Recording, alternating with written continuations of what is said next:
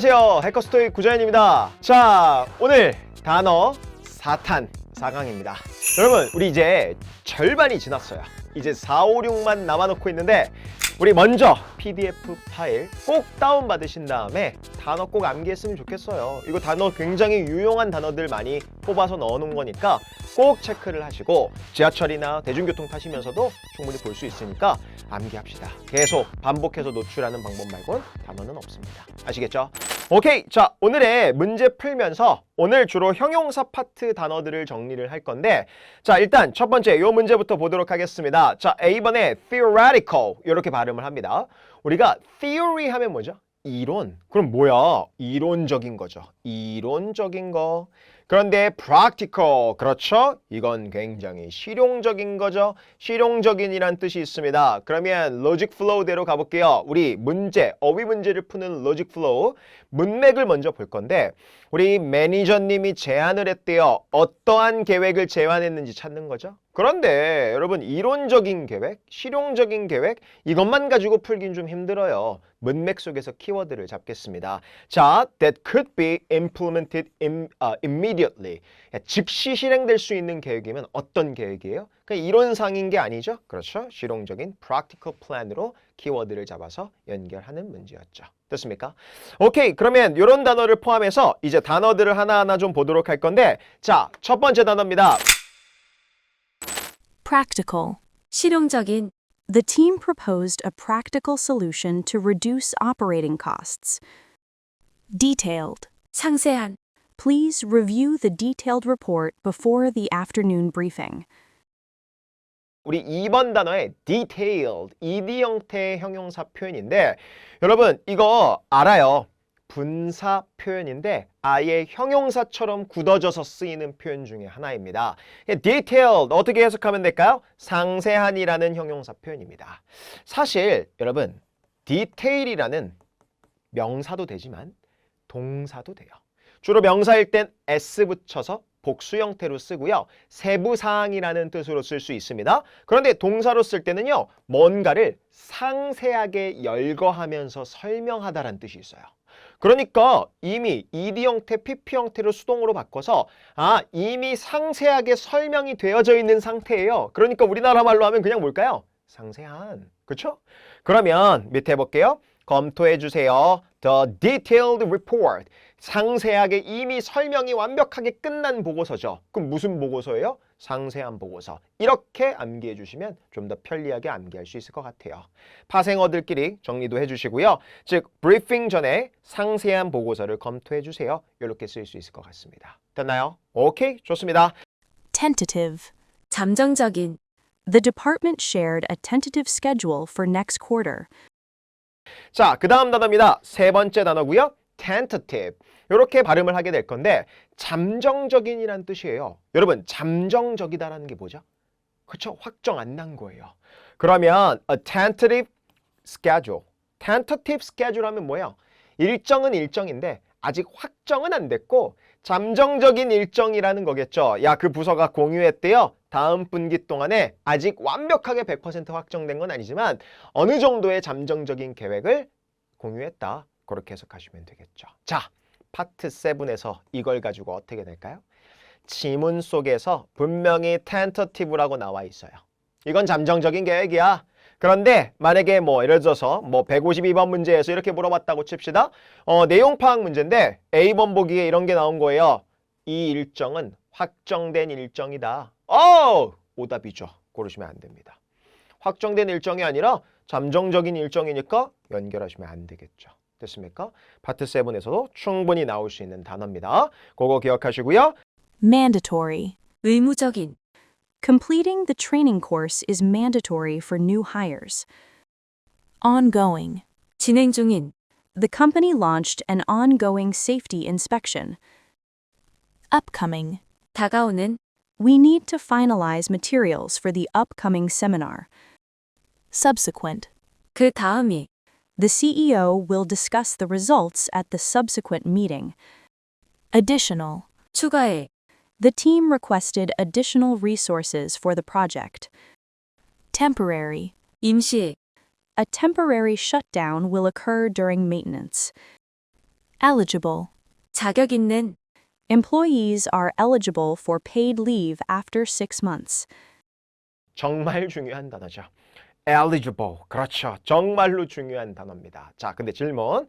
요 eligible 그 자체로 쓰이기보다는 구문적인 표현으로 쓰이는 경향이 있습니다. 그래서 be eligible for 같은 전치사와 쓰이거나, 근데 웃긴 건 전치사와 쓰이기도 하지만 투부정사와도 쓰이기도 해요. 투부정사 뒤에 동사 원형이 와서요. 그렇죠. 뭐뭐 하는 데 있어서 자격을 갖추다라는 표현입니다.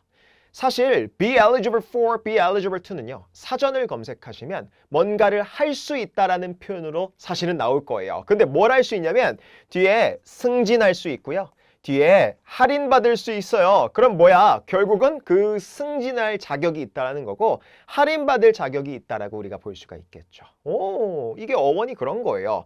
그러면 직원들은요. 뭐 할 자격이 있다? 뭐 할 수 있다? 그렇죠. 우리 유급 휴가 갈 자격이 있다는 거죠. 6개월 후부터. 됐습니까? 그렇게 생각하시고 be eligible for, be eligible to 동사원형 정말 많이 나옵니다. 됐습니까?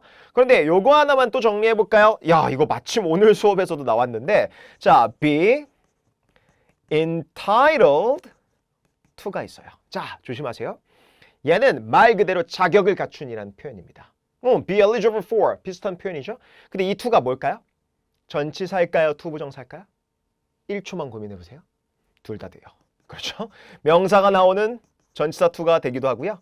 투부정사 나와도 상관없습니다. 뭐뭐 할 자격이 있다. 그런 표현으로 쓸 수 있을 것 같습니다. 됐나요? 알아두시고요. Affordable. 합리적인, The company provides affordable housing options for interns. Consecutive. 연속적인, The company reported profits for 4 consecutive quarters. Comparable. 비교 가능한, Our service quality is comparable to industry standards. 자, 13번 단어입니다. 자, comparable. 비교 가능한. 비교할 수 있는 이라는 형용사 표현인데 여러분 보통은 전치사 to를 붙여서 씁니다. 우리 비교와 관련된 동사나 이런 형용사 표현들은 웬만하면 전치사 to 같은 것들이랑 함께 쓸 수 있어요. 그러면 우리 서비스 품질은 is comparable to industry standard. 그 산업에 있어서의 표준에 비교 가능하다. 여러분, 비교 가능하다라는 건 뭐예요? 우리가 거기에 우리 이런 말 써도 되나? 비빌 수 있다라는 말 쓰잖아요. 야, 비빌 수 있어. 야, 우리 서비스 이 표준 기준에 비빌 수 있다라는 건 거기에 필적한다라는 뜻이죠. 비교 가능하다라는 건 이러한 문맥 속에서 쓰이는 거예요. 말 그대로 진짜 뭔가 비교하는 거 문맥에서 쓸 수도 있지만 거기에 필적하고 비빌 수 있고 이런 뉘앙스에서 쓸 수가 있습니다. be comparable to 그렇게 정리하시고요. Selective. 선별적인, The program follows a highly selective admission process. 그 다음에 14번 단어로 가볼게요. selective, 선별적인이라는 뜻이에요. 자, 잘 보세요. 여러분 당연히 select라는 동사 표현에서 온 거예요. 그런데 select, 선별하다, 선택하다, 선정하다라는 동사에서 selective, 당연히 선별적인 건데 문맥을 볼까요? 프로그램은 따른대요. 매우 선별적인 admission process를 따른대요. 잠깐만, 선별적인 admission process가 뭘까요? 보통 뒤에 어떤 과정 프로세스 같은 것들이 나오는데 예를 들어서 hiring process 앞에 selective를 쓰기도 합니다. 그러면 여러분 선별적인 고용 과정의 형태가 뭘까요? 굉장히 까다로운 거예요. 여러분 뭔가를 계속해서 이게 선별적으로 본다라는 건 까다로운처럼 보셔도 돼요. 그래서 뭔가 까다롭고 선별적이고 이럴 때 쓰는 형용사 표현입니다. 그 문맥 속에서 이 단어가 어떻게 쓰는지 이해해야지 그냥 selective 선별적인 이렇게 하고 외우고 들어가면 듣기든 독해든 알아볼 수가 없습니다. 됐어요? 단어 공부할 땐 그 문맥을 꼭 체크를 해두세요. 자, 근데 여기에 동사에 ed가 붙어서 selected가 되면 어떻게 될까요? 선발된, 선정된이란 뜻이겠죠. 잠깐만, selected candidate 또는 selected applicant 하면 뭐가 될까요? 선발된 어떤 지원자, 이미 뽑힌 지원자겠죠. 합격자라고 생각하셔도 되고요. 됐습니까? 토익 파트 7에서 자주 나오는 표현들입니다. 됐나요? Prominent. 저명한, Several prominent experts will speak at the event. Reliable. 신뢰할 만한, We need a reliable vendor for long-term contracts. reliable. 얘는 할 말이 많습니다. 여러분. 자, 일단 reliable. 신뢰할 수 있고 믿을 수 있어요. 자, 그런데 조심해야 되는 단어가 있어요. 뭐랑 비교하죠? reliant랑 비교하셔야 돼요. 여러분, 우리 reliant라는 우리 형용사는 의존적인 거예요. 근데 이거를 의존적인, 신뢰할 만한 이러고 들어가면 여러분 문맥을 볼 수가 없어요. 한국어로 막 맞추다 보면 뭘 정답으로 찍어야지 헷갈릴 수가 있습니다. 자, 믿을 수 있고 신뢰일 수 있는 건 그냥 형용사로서 명사 꾸밀 수 있습니다. We need a reliable vendor. 우리 vendor, 신뢰할 수 있을 만한 vendor를 필요로 해. 그런데 뭐 동안 오랜 기간 동안 계약을 이어갈 신뢰할 수 있고 믿을 수 있는 그런 vendor를 필요로 한다라는 문맥이겠죠? 근데 reliant는 의존한다라는 건 여러분 의존적이라는 건 누군가에게 의존을 한다라는 거죠. 그래서 그 누군가에게가 항상 뒤에 붙어 있어야 돼요. 그럴 때 쓰는 전치사 on을 씁니다. 그리고 형용사다 보니까 비동사를 붙여서 하나의 구문적인 표현으로 쓰죠. Be reliant on 무슨 뜻? 뭔가에 의존적이다, 의존하다라는 표현으로 쓸 수가 있습니다. 물론 be reliant on 뭐뭐에 의존적이다, 의존하다. 그런데 아예 이걸 동사로도 쓸 수 있죠. 어떻게? rely on이라는 동사 표현으로도 쓸 수 있죠. 됐습니까? 그러면 여기서 이거의 동의어 가볼게요. rely on의 동의어 depend on. 그렇죠? 많이들 아시는 걸 거예요. 그런데 그럼 이것도 depend라는 동사도 이렇게 형용사가 파생적으로 두 개로 나뉘지 않을까요? 맞아요. dependable. ABLE가 붙으면 당연히 뭐랑 동의어? 그렇죠. reliable이랑 동의어. 근데 dependent가 붙으면 뭘까요? dependent는 당연히 reliant랑 동의어가 되겠죠. 그거까지 묶어서 같이 암기하시면 좋겠습니다. 어떠세요? 똑같은 특성을 가집니다. Continuous. 지속적인, Continuous monitoring is essential for system stability. Comprehensive. 종합적인, The board approved a comprehensive improvement plan. Exceptional. 뛰어난, The hotel is known for exceptional customer service. 우리 exceptional, 뛰어난이라는 형용사 표현인데 선생님 예외적인 아닌가요? 맞아요. 예외적인 맞습니다. 맞아요. 예외적인 맞는데 이게 왜 근데 뛰어난이 되는 거예요, 선생님? 자, 잘 보세요. 호텔이 유명한데 예외적인 커스터머 서비스로 유명하대요. 자, 그럼 이 호텔의 커스터머 서비스는요. 다른 어떤 커스터머 서비스를 제공하는 호텔과는 예외적으로 좀 다르다라는 거죠. 그걸 긍정적인 뉘앙스로 보는 거예요. 그래서 뛰어난 거예요. 그리고 특출난 거죠. 그래서 혹시 제가 좋아하는 그 사자성어 중에 이런 게 있어요. 낭중지추라는 말 아세요? 낭중지추가 뭐예요? 주머니 속의 송곳이잖아요. 송곳은 어디에 있든 삐져나오기 마련이에요. 그걸 긍정적으로 한번 봐볼까요? 여러분, 재능은 어디서 뭘 하든 비집고 나올 겁니다. 각자가 가지고 있는 재능은 아무리 주머니 속에 있어도 비집고 나올 거예요. exceptional, 예외적으로 뛰어나게 등장을 할 거라는 거예요. 그런 류의 비슷한 형용사 뭐가 있죠? 혼자서 우뚝 서 있는 거예요. 다 앉아 있는데 outstanding, 혼자서 서 있으면 뭐가 되죠? 뛰어난, 특출난. 그런 류의 형용사 표현의 일부분이라고 보시면 되겠습니다. 그러면 예외적이고 뛰어난, 그렇죠. 뛰어난 customer service, 긍정적인 상황 속에서 이렇게 볼 수가 있는 겁니다. 됐나요? 근데 얘는 요거 한번 정리해 볼까요? except라는 전치사 표현이 또 유명하죠. for이 있어도 되고 없어도 돼요. 전치사. 그런데 웃긴 거 얘들 뭐도 되죠? 대절이 나와서 접속사처럼 쓰일 수도 있습니다. 단, 대도 생략될 수는 있어요. 그러면 except 그 자체가 명사가 붙기도 하고 주어 동사가 붙기도 해요. 그런데 요건 알아두세요. 영영사전 검색하면 대세 괄호가 쳐져 있고 except 뒤에 주어 동사 그대로 나올 수 있다라고 되어 있긴 한데 토익에서는 웬만하면 that을 붙여서 그냥 주는 경향이 있더라고요. 오케이. 그럼 except 어쨌든 전치사 접속사 둘 다 기능을 할 수 있다라는 거 그것만 기억하시고요. Financial. 재정의, The report outlines the company's financial status. Adequate. 충분한, The storage space is not adequate for large equipment. Attentive.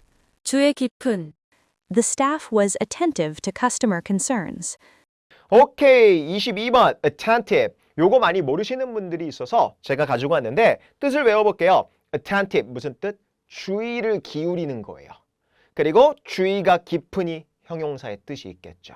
왜 그러냐면 여러분 attend라는 동사 참석하다만 알고 계시면 안 돼요. attend 뒤에 우리 전치사 to를 주로 붙여서 쓰면요. 어딘가에 주의를 기울이다라는 자동사적인 표현으로 쓰일 수가 있습니다. 그래서 우리가 혹시 군대 영화 같은 거 본 적 있으세요? 미국 영화? 거기서 attention 뭐 이러잖아요. 주의, 관심, 주목 이런 뜻이에요. 주목 이런 뜻이겠죠? 거기에 파생된 형용사 형태 표현입니다. 그럼 the staff was attentive to customer concerns. 직원들은 뭐 했다? 굉장히 주의를 기울였다. 고객 그 우려 사항에 대해서 주의를 기울였다. 전치사 to 같은 거 쓸 수 있습니다. Faulty. 결함 있는, The product was returned because it was faulty. Immense. 막대한, The team is under immense pressure to meet deadlines. 오케이, 24번으로 가보도록 할게요. 자, 따라할게요. immense. 막대한이란 표현이에요. 이거는 외우셨으면 좋겠어서 가지고 왔습니다. 자, the team is under immense pressure. 우리가 under pressure 하면 뜻이 뭐죠? under pressure. 압박감 아래에 있다라는 거겠죠? 그러면 뭔가 데드라인을 충족시키기 위한 그런 압박감, 엄청난 막대한 압박감 속에 우리가 그 팀이 있어. 이렇게 해석하시면 되겠죠? 그래서 우리 immensely라고 ly 붙여서 뭐가 되기도 한다? 막대하게, 엄청나게라는 부사 표현으로도 파트 5, 6, 7에서 나온 적이 있습니다. 됐어요? 꼭 체크하시면 좋겠고요. Distinct. 뚜렷한, There is a distinct difference between the two proposals. Tight. 촉박한, We are working under a tight deadline this week. Limited. 제한된, Access to the server is limited during upgrades. Familiar. 익숙한, All employees must be familiar with workplace policies. Responsible. 책임 있는, She is responsible for supervising the new team. 자, responsible. 질문. 책임 있는 또는 담당하고 있는 이란 형용사 표현인데 여러분 얘도 주로 어떻게 쓰이죠? 예문에서 보고 계신 것처럼 be responsible for 이렇게 씁니다. 자, 근데 누구나 다 알고 있는 표현이에요. 그렇죠? 그녀가 새로운 팀, supervising, 관리 감독하는 것에 담당하고 있고 책임지고 있다라는 표현이잖아요. 잘 보세요. 이렇게 시험 문제 나오면 어떻게 하실 거예요? be, 빈칸, for 있고요. responsible 찍을래?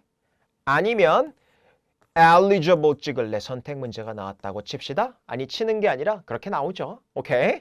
그러면 be eligible for, be responsible for, eligible, responsible 다 보기에 있는 거예요. 그럼 누구는 for를 보고 eligible 그냥 찍어버리고요. 누구는 for를 보고 responsible을 그냥 찍어버리더라고요.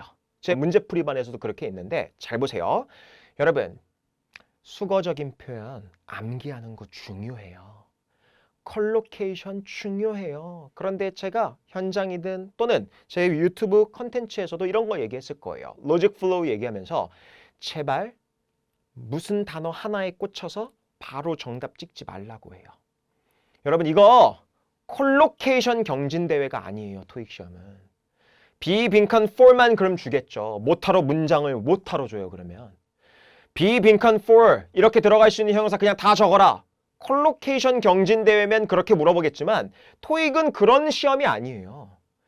하나의 문장 문맥 속에서 가장 어울리는 단어를 문맥을 파악해서 연결할 수 있는지 없는지를 물어보겠다라는 건데 자꾸 이것만 보고 둘 다 for 되는데요. 어떻게 해야 되지? 자격을 있다. 담당하다. 뭐지? 콜로케이션 경진대회가 아니에요. 오해하지 마세요. 콜로케이션, 수거적인 표현, 단어 암기 중요해요. 저도 당연히 수업 시간에 정말 중요하다고 하고 아예 표로 그려서 정리까지 해드립니다. 하지만 문제 풀 때는 콜로케이션에만 의존하시면 안 돼요. 문장을 보는 눈을 길러야지 이 뭔가 콜로케이션 하나 나왔다고 해서 그것만 여러분 보고서 어떤 사람은 eligible 찍고 어떤 사람은 responsible 찍고 그러시면 안 돼요. 문맥을 보는 훈련을 하셔야 돼요. 자, eligible은 아까 어떤 할 수 있는 능력을 나타낸다 그랬죠. 그래서 어떠한 직원이 승진의 자격을 갖추거나 아니면 이런 고객들, 50불 이상 구매한 고객들은 할인받을 자격이 있거나 이런 능력에 대한 얘기를 할 때 쓸 수 있어요. 그런데 responsible은 말 그대로 책임지고 있고 담당하고 있는 거예요. 여러분, 그녀가 뭘 담당하고 있대요? 그렇죠. 새로운 팀을 관리 감독하는 데 있어서 이 사람한테 책임이 있다라는 문맥에서 쓰이는 거예요. 아예 다른 문맥입니다. 됐어요? 그래서 문맥으로 be eligible for, be responsible for 구분하는 훈련을 하셨으면 좋겠습니다. 됐나요? 오케이, 좋습니다. Dependent. 의존하는, The region is heavily dependent on tourism. Interested. 관심 있는, Customers are interested in the updated service plan. 오케이, 31번 interested인데 여기서부터 이제 감정동사 뒤에 ed 형태 붙는 게 시작됩니다. 감정동사 뒤에 우리 pp라고 불리는 과거분사 형태인데 자, 요 원리만 좀 이해하고 갈게요. 우리 영어에서 감정을 표현하는 동사들은 보통은 어떤 식으로 쓰이죠? 반드시 뒤에 목적어가 있는 타동사로 쓰입니다. 예를 들어볼까요? surprise, 이게 놀라다예요? 아니에요. 누군가를 내가 놀래킨다라는 거예요. 하나 더, 우리 excite, 신나다예요?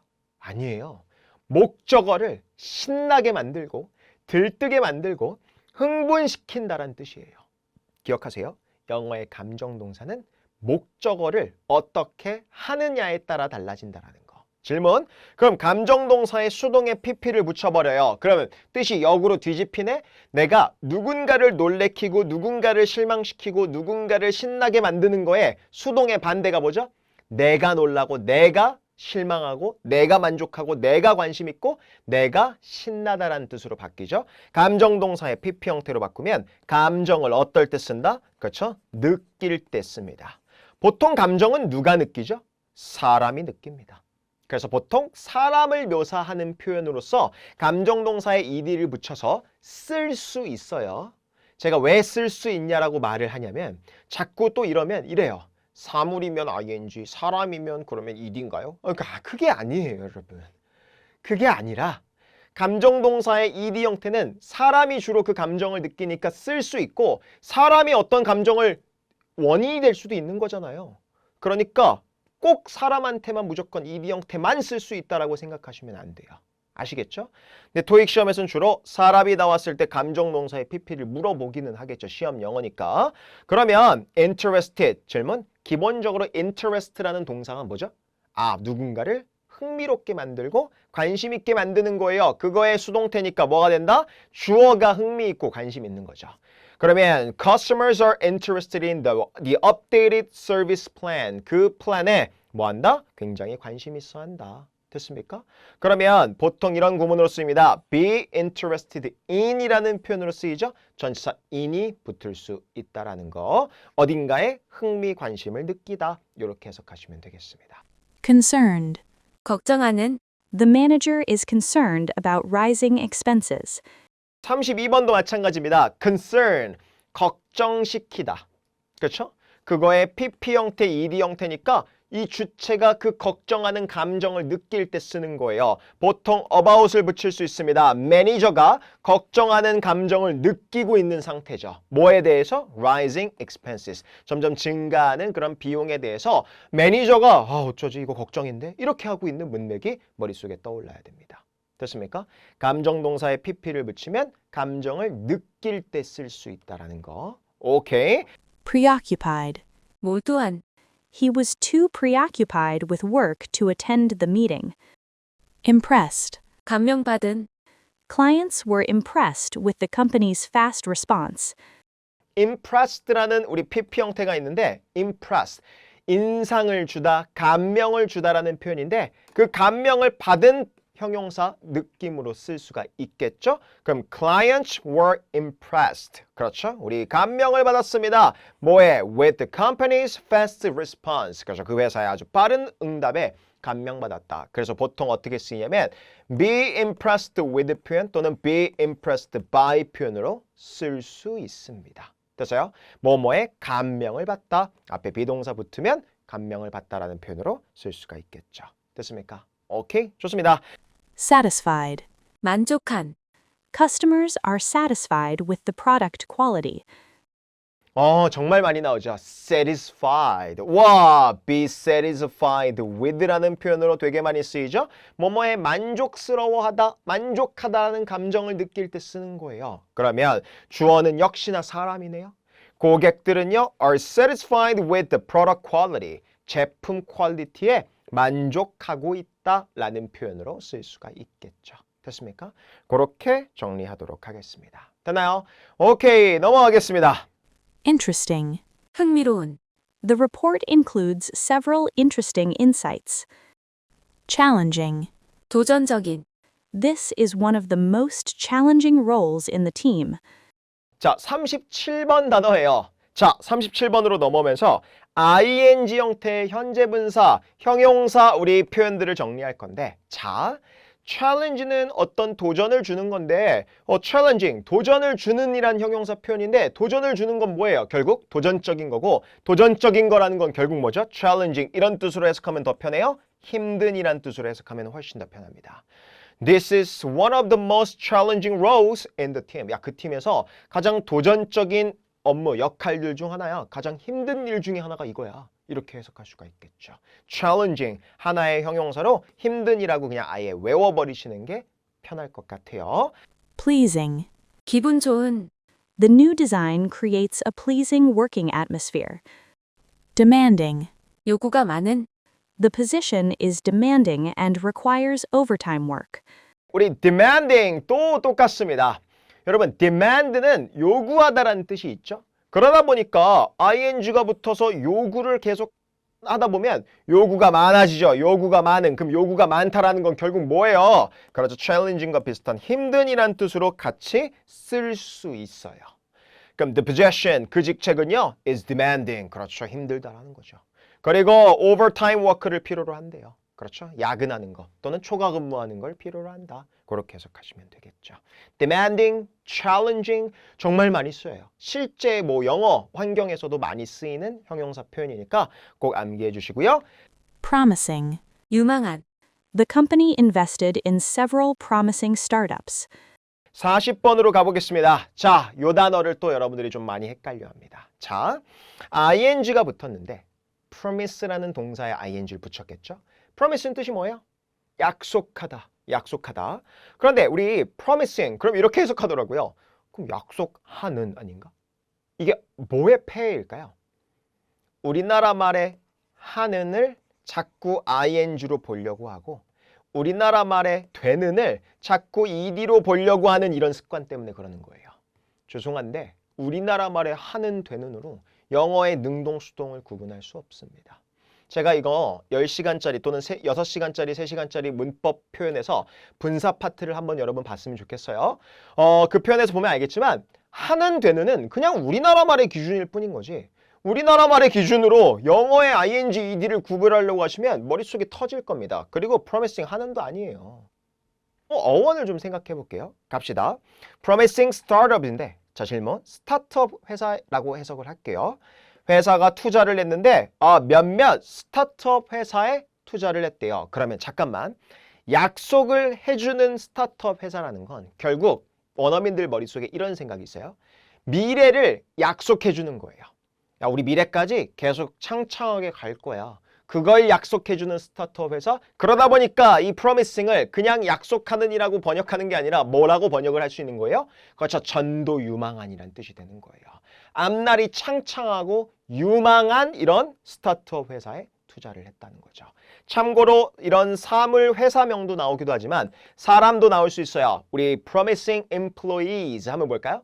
앞날을 약속해주고 창창한 직원들이죠. 전도 유망한 직원들이 되겠죠. 그렇죠? 그런 관점에서 promising을 보셨으면 좋겠습니다. 됐어요? 단어의 특성을 이해하셔야 됩니다. 그리고 promising 하나의 형용사 표현으로 자주 쓰입니다. Productive. 생산적인, Regular collaboration leads to a productive work environment. Conducive. 도움되는, A quiet environment is conducive to focused study. Responsive. 반응이 빠른, The support team is highly responsive to customer inquiries. Effective. 효과적인, The company adopted an effective marketing strategy. Competitive. 경쟁력 있는, We offer competitive prices compared to other brands. 45번 competitive 또는 comparative 뭐라고 발음하든 상관없습니다. 자, 그러면 경쟁력이 있는 또는 경쟁이 치열한 이런 뜻인데 경쟁력 있다라는 말 우리 되게 많이 쓰잖아요. 어떤 A라는 제품이 B라는 제품보다 경쟁력이 있어 뭐 가격적인 경쟁력이 있거나 아니면 뭐 제품 품질에 있어서 경쟁력이 있거나 그럴 때 쓸 수 있는 형용사 표현인데 토익에서 좋아하죠. 왜? 비즈니스 용어잖아요. 오케이. 그럼 우리는 경쟁력 있는 가격을 제공합니다. 뭐와 비교했을 때? 다른 브랜드와 비교했을 때. 그래서 비교하는 문맥 속에서 주로 쓸 수 있습니다. 됐습니까? 오케이. 좋습니다. Previous. 이전에, The previous year showed steady growth. Hazardous. 위험한, The material was labeled hazardous and stored properly. Numerous. 수많은, The company received numerous applications. 48번 단어인데요. 자, numerous. 질문. 이거 그냥 형용사 아니거든요. 무슨 말이냐? 수많은이라고 해석을 해요. 그러다 보니까 수많은이란 형용사다 보니까 뒤에 반드시 뭐가 있어야 돼요? 그렇죠. 복수명사가 나와야 되는 문법적인 특성을 가진 형용사입니다. numerous는 그냥 수많은이라고 해놓고 아무 명사나 꾸미는 게 아니라 복수명사만 꾸며주는 수량 표현 형용사로 보셔도 됩니다. 됐어요? 수많은이죠. 동의어 적을게요. A number of가 있어요. A number of 뒤에 당연히 복수명사 나와야겠죠? 질문, a number of, 하나의 수많은이란 표현으로 정리하세요. 그리고 많은, many의 표현과 똑같다라고 해석하셔도 상관없습니다. 됐어요? 조심해야 될 게 있습니다. 그런데 뭐가 있죠? 그렇죠. The number of는 뭐예요? 이건 그냥 뭐뭐의 수라는 뜻이에요. 많은이란 뜻이 아니라 the, 바로 그 수라는 뜻으로 특정 지어주고 있죠. 그렇죠. 뒤에 복수명사들의 수 이렇게 볼 수가 있겠죠. 근데 a number of는 많은이라는 하나의 형용사적 표현으로 정리하시고 numerous, 좀 더 수많은이란 뜻, 또 many, 그냥 많은이란 뜻으로 해석할 수가 있겠죠. 그래서요. numerous는 그런 류의 형용사 표현이라는 거 정리해 주시고요. Various. 다양한, The training covers various practical topics. 오늘의 마지막 단어입니다. various. 와, 얘도 똑같아요. 다양한이란 형용사인데요. 일반적인 형용사가 아니에요. 뒤에 뭐가 나와야 된다? 그렇죠. 복수명사가 나와야 되는 형용사 표현입니다.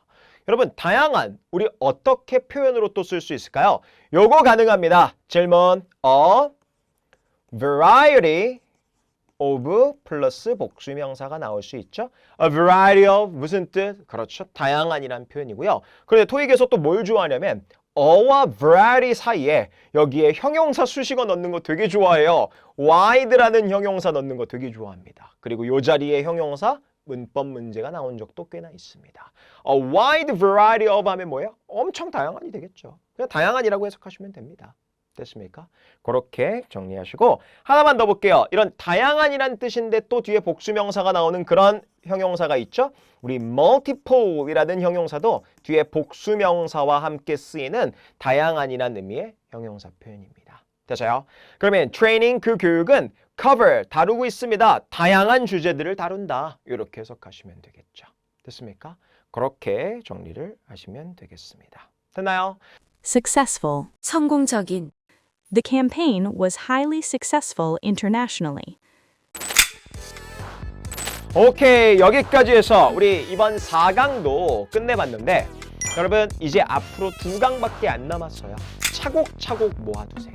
그러면 토익에서 나오는 문장들 두렵지 않게 될 겁니다. 아시겠죠? 질문 있으시면 댓글 남겨주시고요. 우린 다음 컨텐츠에서 또 뵙도록 하겠습니다. 여기까지 할게요. 감사합니다.